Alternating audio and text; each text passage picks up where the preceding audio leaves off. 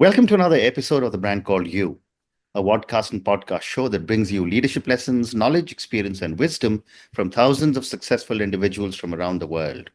I'm your host, Ashutosh Garg, and today I am delighted to welcome a very senior and respected professional from the world of marketing from Wales, UK, Chantal Cooke. Chantal, welcome to the show. Hi, thank you. Thank you. Chantal is the director of Panpathic Communications and Passion for the Planet. She's an author of two books on PR and marketing and has been featured in a number of business and environmental books and even a novel. She's also the non-executive director of the World Food Travel Association, the National Association of Licensed Paralegals, and the National Paralegal College. So, Chantal, before we talk PR and marketing, tell me a little bit about your own journey from journalism to founding Panpathic Communications. Sure. So I came out of university and started straight away working in radio, and I was actually initially working on advertising, so creating radio commercials for big brands and movies and stuff like that. But my real desire was to get into the editorial and journalism side. And so within a year or so, I managed to find myself a job in that, and that's kind of where my real journalism career started. So it was all based around radio, and it was about creating editorial for radio, great interviews, great features, packages and things like that. I worked in the independent sector. I worked for the BBC for quite a while. I then moved from the kind of producing a show for somebody else into producing and presenting my own shows, and I did that at a station, for example, that launched in Canterbury in the south of England. I then went off and did that for an English language station aimed at the expat community in Geneva in Switzerland and so on. And then from there, that was about the time when Ofcom, the regulator in the UK, was kind of looking at moving the whole radio system over from kind of medium wave and FM onto digital audio broadcasting, or DAB. That didn't go quite as planned. So spoiler alert there. But basically, they were looking to do that, and they were offering a lot of licenses at that point. And I say offering as in you had to apply for them, obviously, and so on. So we put together, myself, my business partner, a plan for a new radio station. We joined a consortium that was applying because for the DAB licenses, it's about a group rather than an individual frequency.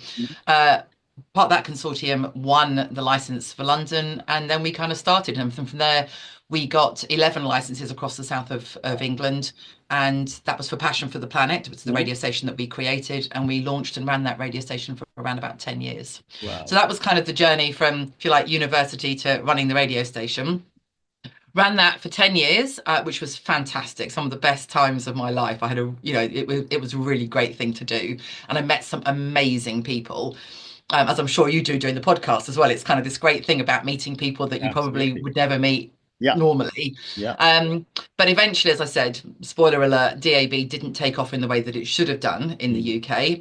And so we offloaded the licenses and everything, kept the brand. I then set up the PR company because it is kind of the same job in a way, just from the other side.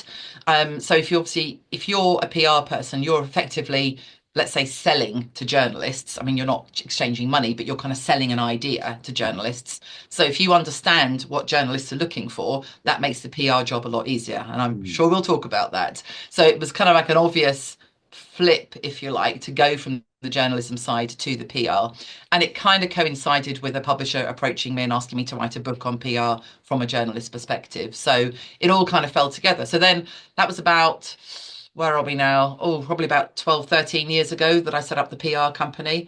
And here I am. So I've been doing that for about 13 years, and there's now a team of 6 And I have to say, the rest is history. That's what they say. Absolutely. So, you've been a journalist and then you started your PR company. How has your background in journalism shaped your approach to PR and marketing? So it's definitely, as I kind of alluded to, for me, if you're trying to sell anything, at the end of the day, I said PR and marketing is essentially a form of sales. You are, presumably, what you're trying to do is ultimately sell more product or more services or whatever it happens to be. Right. So, or raise more money if you're a charity.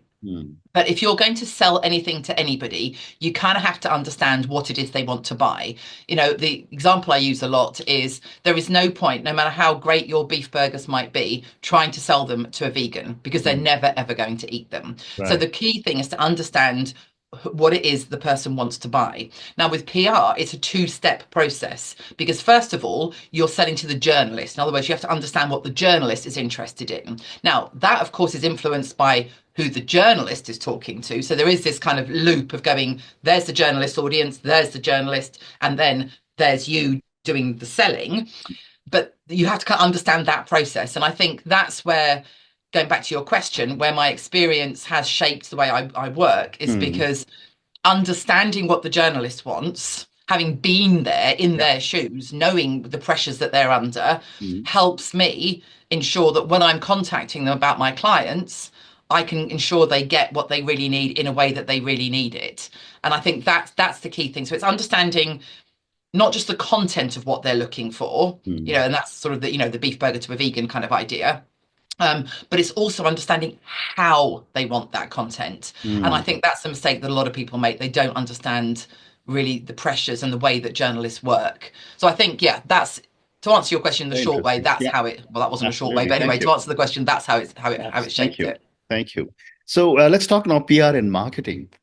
And, given your own background and so much experience in digital, my first question is what do you believe are the fundamental principles of successful PR in today's digital age, especially when all media seems to be moving at the speed of nanoseconds? Yeah, it really does. So I think what's interesting here is that, in a way, the fundamentals of PR are no different today than they were 30 years ago before Mm. digital was a thing. Yeah. In a way, those fundamentals are still exactly the same. And Mm. that is, you want stuff that's interesting and engaging for an audience. And Mm. that's always been the case. And I know there's always that phrase, content is king. And in a way, that is still true Mm. because what is a media outlet really trying to do? Mm. What they're really trying to do is get an audience because with an audience, they can make money. So Correct. if you think about it in that way, is every media outlet wants an audience. Mm. And then but actually, it's the same as what you want. If you're promoting your business, what do you want? You want an audience. Same Correct. thing. Yeah. How do you get an audience? Mm. Well, you give them stuff that's interesting and useful for them. So, in a sense, that fundamental has never, ever changed. And I Mm. don't believe it ever will change because Right. that's just part of who we are as humans. Mm. The way in which we deliver it might be different. Mhm. So, headline styles have changed in the digital age. So, for example, now headlines have a much more clickbaity feel to them.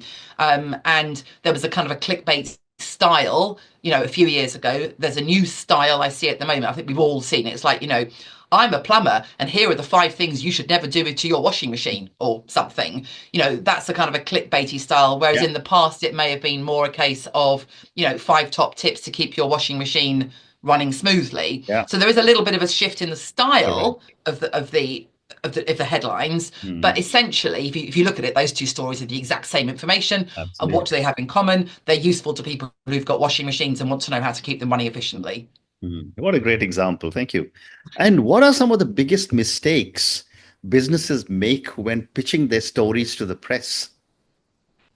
I think partly it goes back to what I said before about not understanding what the journalist wants, but Mm. we've talked about that, so we'll think of another one. Mm. I think the other one is, it's kind of not really understanding how the journalist needs information and also the importance of clarity. And I suppose in a way, the 2 are linked. So I'll focus on the clarity. So I am astounded because I still do a lot of freelance journalism, so therefore I'm still receiving a lot of press releases as well. How many press releases or contacts I get from people that I don't really know what it is they're trying to tell me. Like what is the story here? What's the hook? Mm. Why are you sending this to me? I don't really understand.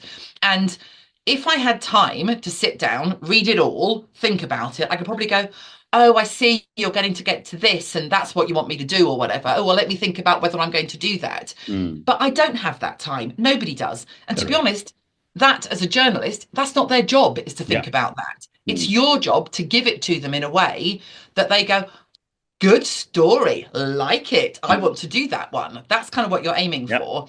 Yeah. And so I think it's lack of clarity. If I had to define it as one thing, it Mm. would be not being clear on what the story is, Mm. why I should find it interesting, and what you're looking for as a result of that. So yeah, Mm. I think Great clarity. response. Thank you. And how important, since you mentioned story, My next question is how important is storytelling Do you know, and what that's a makes a really story interesting stand out? one. Yeah, that is an interesting one because I think we always talk about storytelling and it's kind of that buzzword at the Yeah. moment. But I think it's a little confusing because what do we mean by storytelling? And I think that sometimes confuses people in that somehow they think they should be telling their story or something like that, or the story of their business or something. And actually, that's generally not what people are interested in and not what a lot of PR is about. So, obviously, being able to tell a story is great. You can suck people in, you can Yeah. kind of bring that group, you can bring them along with you. Those things are always good. But if you think about what kind of articles do you generally want to read in a publication, Mm, very often, not always, but very often, they're stories that bring value to mm, your life. mm. So, for example, if you're someone who keeps horses, yes, you might be interested in reading somebody else's story about how they got to where they are with their horses, Mm. but you're also going to want to read about hoof care or preventing laminitis Mm. or how to ensure the correct dietary supplements over the winter or Right. whatever it happens to be. Mm. So really, that's not storytelling. That's sharing advice and expertise that Correct. is of value to, and I'll call it the reader, but it could be the listener or the viewer or Mm. whatever, but for shortness, the reader. Mm. So if you really, this idea of storytelling is important in some ways, but only where there's a story. Mm. If there isn't really a story, it's about sharing expertise and advice, then I think storytelling can actually almost be a little bit of a red herring, because then what you should be thinking about is what advice and information do they need, and Mm. how do I impart that in a way Mm. that really helps them understand it and gives them what they need in an easily digestible way. It's like, how can I be a great educator? So yes, storytelling is important, but actually being a great educator for PR Mm. is, I would say, almost more important. Mm. Well said. And Chantal, what are some of the most overlooked aspects of PR that businesses need to pay attention to? I think I think a lot of businesses don't think it can do anything, and I think Mm. that's partly because a lot of people have had bad experiences. Yeah. And I feel quite ashamed about that because that's my industry and we shouldn't be Hmm. giving people bad experiences. Mm. But I think those bad experiences come from agencies that overpromise and underdeliver, Mm. or go off and say, "Oh, we've done all this work, and here's our sheet of hours that we've done, or we've sent out 300 of your product or something, but we haven't got any coverage," and therefore that creates kind of a bad experience. Mm. So I think it's, let's try and think about it differently. It's like, what is it your business needs to achieve? And PR really, I think also people have to remember, is it's not a direct sales medium. So if you've got 100 mobile phone cases and you need to shift those and you want to put them on a discount and shift them quickly because they're old Hmm. stock, PR is not the way to do it. Correct. Buy yourself some advertising in a targeted publication or website or whatever, that will shift it. Yeah. If, on the other hand, you're building your expertise and Mm. you want people to trust you and Mm. go, "Oh, I really want to work with that person Mm. because they really seem to know what they're talking about and they really seem to have a good ethic and I resonate with them," and so on, then that's where PR is super, super powerful, way more powerful than Mm. advertising or anything else, really. Mm. And that, I think, is the aspect that businesses often overlook, is the power of building a relationship with your consumers, of getting them to Mm. trust you, of getting them to feel that, yeah, I like the way that person is. And you won't suit all the people. None of us are perfect for every person, but we will be perfect for a decent number of people. And therefore, as a business, focus on those people. Don't try and be something that you're not. Mm. Focus on building a relationship and and kind of resonating with people who are like you and want to work Mm. with someone like you. And I think Wonderful. that's the overlooked part. Great response. Great response. Thank you. My next question is, what does ethical PR mean to you? And how can companies maintain authenticity in their messaging? Okay, so we can look at this from two sides. Yeah. So, as a PR person, behaving ethically in a PR context to me means being upfront and honest with my clients about what I can and cannot achieve realistically. So I don't like all of this, kind of fluffy stuff about, oh, we can do all, it's just, no.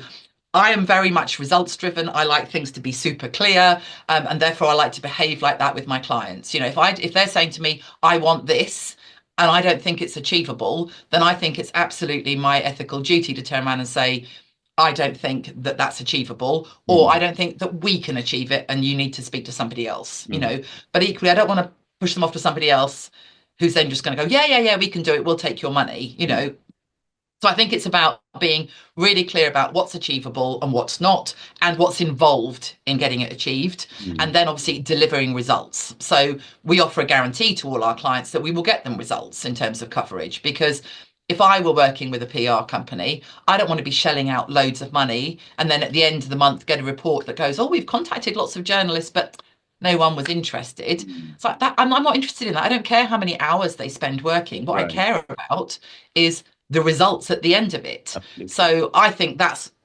behaving ethically as a PR company is about that clarity, that transparency, and then delivering the results. Mm, That's really key. mm, From the other side, if you're the company engaging in PR, then I think it's not actually much different in a way. It's mhm, obviously being honest about what you're talking about, being transparent, and so on. Now, that doesn't mean that you mm, go out and deliberately air your dirty washing in mhm, public. I'm mhm. not suggesting that Yeah. transparency means that, Mm, but it does mean that if there's an issue, you do flag it up, correct. that you take responsibility, and that you behave in a kind of an honest and upfront way in all your dealings, as it were. Mm, But mm, that also means, I think, sharing with people the expertise that you've got. To me, if you're a business and you've got something that's great for people, mm, and I hope most businesses, but certainly small businesses, would believe that that is what they're doing. They've got a brand or a service or a product or whatever that genuinely helps people. mm, mm, Then, in a way, you kind of have a responsibility to let people know about it. mm, So I think that's an important part of it as well. You need to get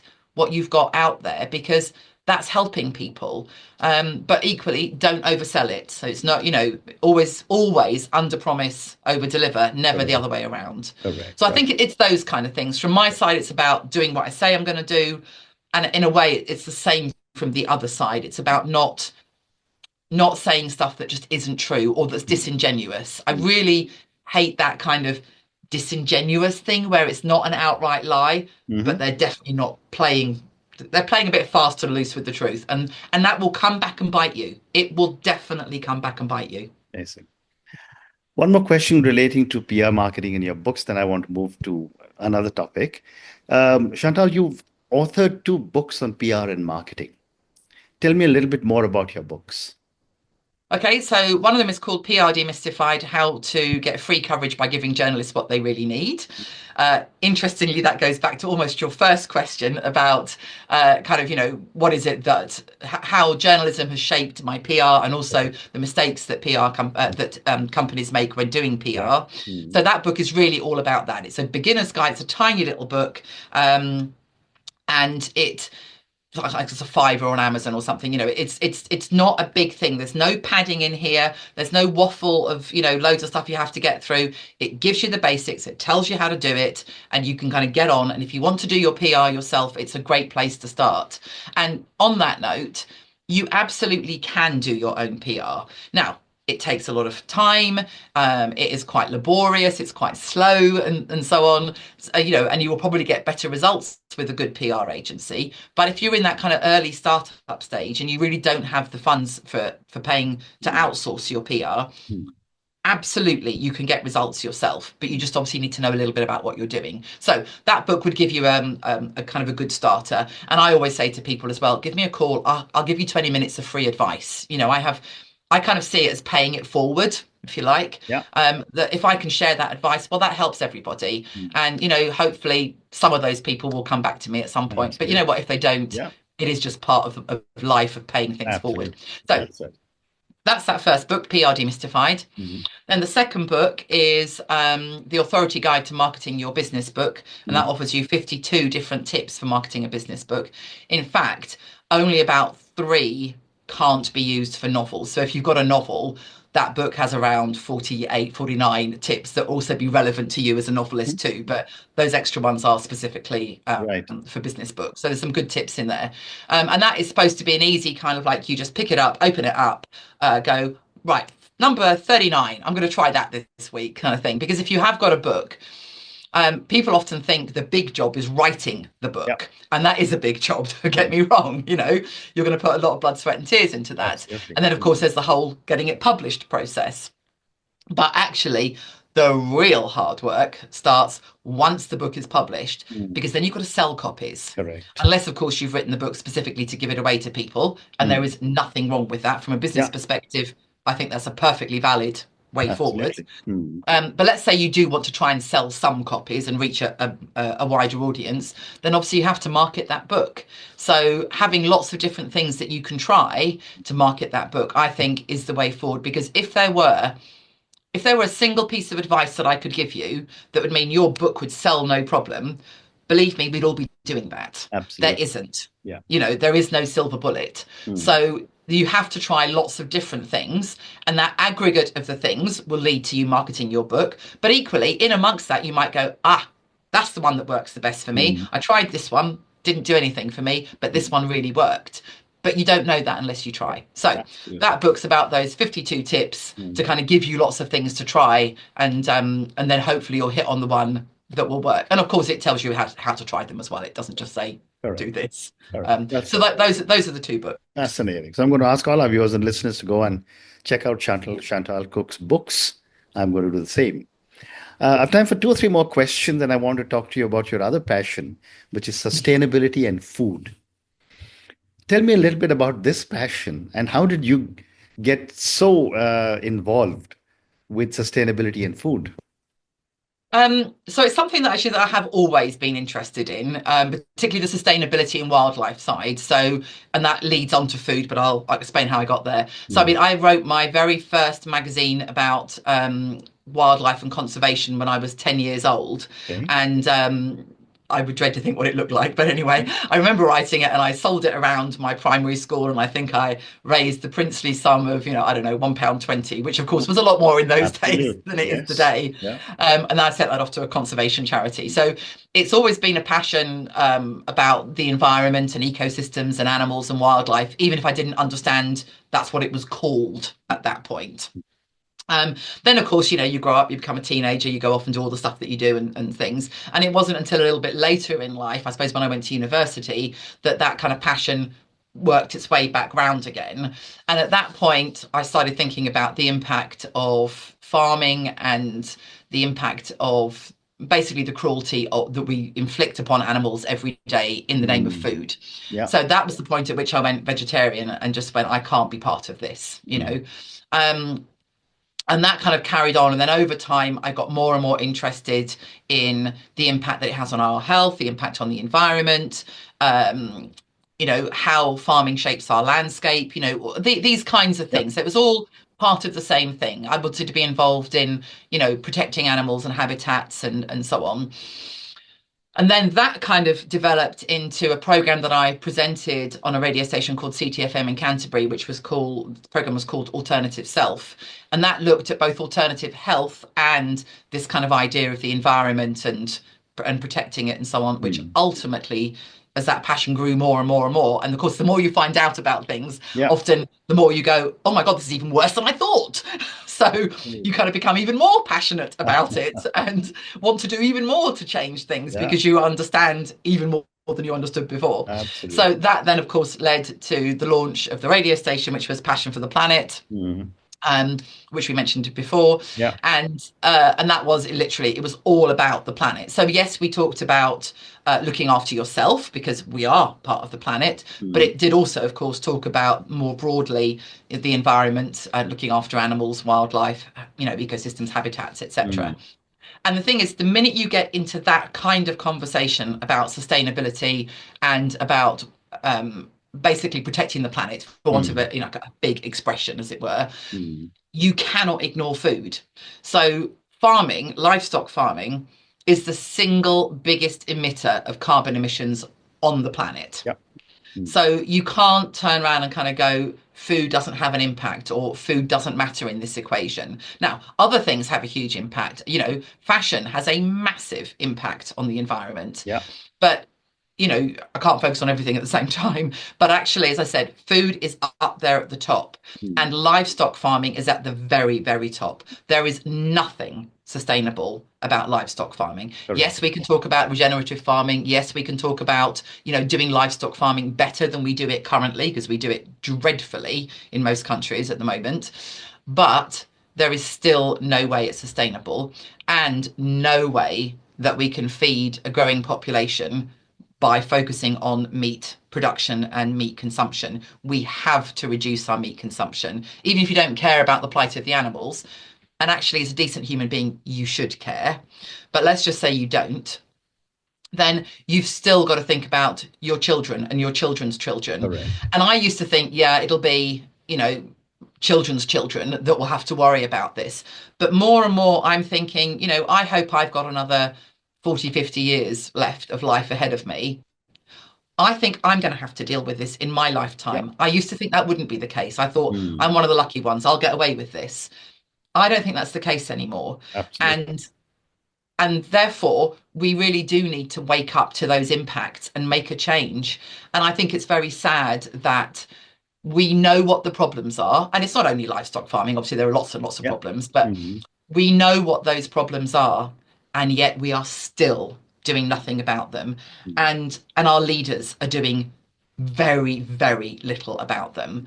And I'm not entirely sure we can still turn it around, to be honest. Yeah. I'd like to be positive and say that we can, but I'm not convinced that we can. But that doesn't mean we shouldn't try. Yeah. And for me, as I said, there are lots of other problems as well. But for me, reducing meat consumption considerably, reducing livestock farming, moving more towards a plant-based diet, which you can feed per acre of land and per gallon of water and all those kind of things. You can feed people so much more, so many more people. Correct. If you work on a plant-based diet than you can if you work on a meat-based diet. Yeah. So for me, that I said, once you know and once you look at those issues, you can't separate the two. Absolutely. They are absolutely intrinsically linked. Yeah.